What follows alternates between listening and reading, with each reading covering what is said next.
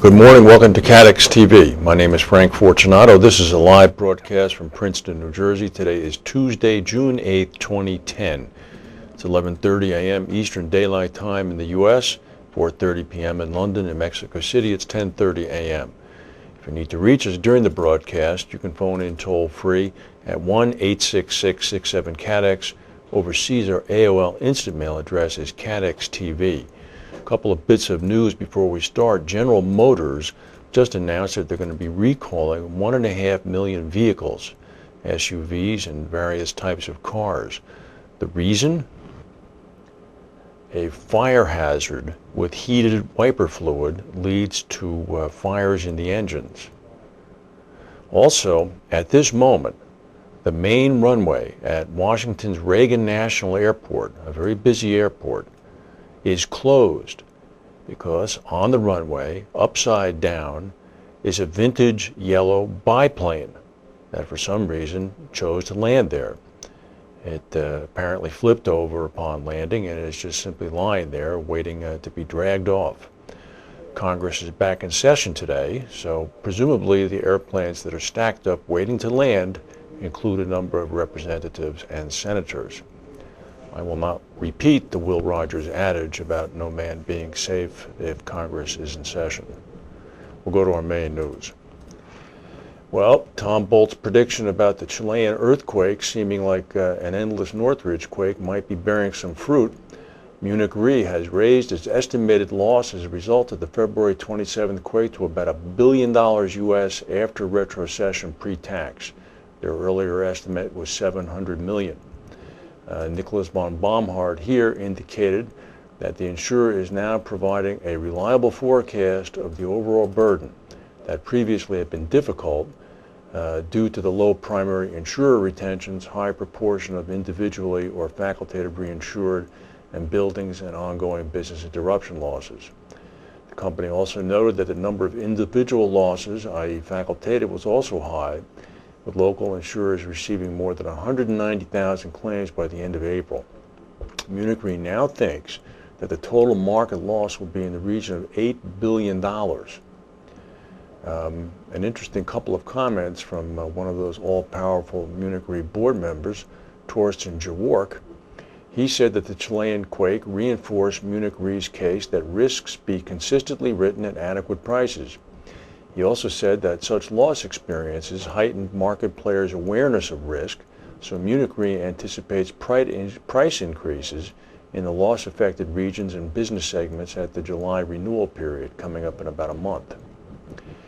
Well, Toby Esser, pictured here, is assembling a big outfit. Toby's a good friend of ours, and Cooper Gay has confirmed that it is on the brink of a transatlantic merger with Sweat and Crawford to form a $3.5 billion premium entity. It was revealed last night by Insurance Insider. The two firms have now said that the merger is going to go ahead. It would create the world's largest independent global wholesale and reinsurance broker.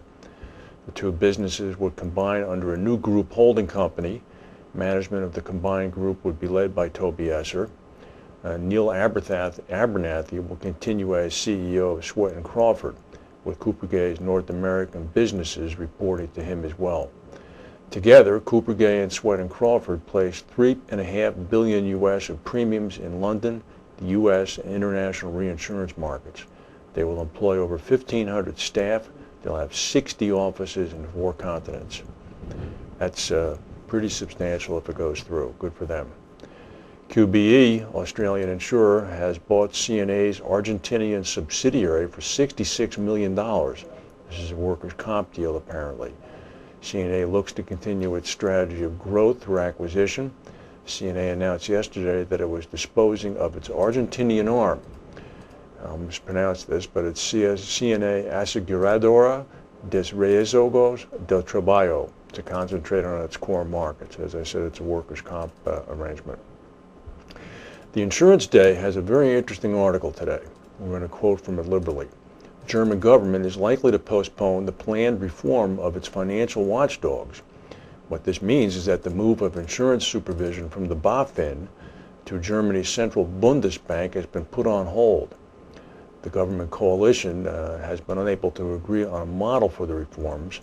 The Berlin finance minister, Wolfgang Schäuble, or the Bundesbank president, Axel Weber, have been unable to come to an agreement. Originally, the coalition was going to have a new system in place by the beginning of next year. The two parties indicate that the reasons for the delay are far-reaching differences among the coalition parties as well as between the government and the Bundesbank. To date, the Bundesbank and BaFin have had shared supervision of German banks. Since then, Bundesbank Chairman Weber has been insisting as well on taking over insurance supervision. That's currently in the hands of the BaFin. Weber wants the respective BaFin departments as well as their employees to be integrated into the Bundesbank. As Tip O'Neill once said, all politics is local. Here we have that again. Well, here's some big news. The Lloyd's Singapore Center is going to have a new constituent.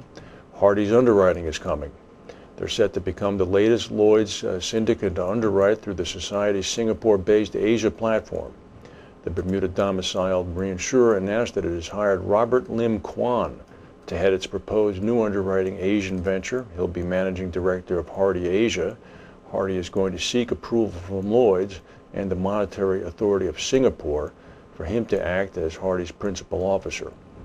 Hardy will also be making an application to the Singapore Authority and to Lloyd's to establish an underwriting operation within the Lloyd's Asia platform. It plans to begin an underwriting in Singapore by December.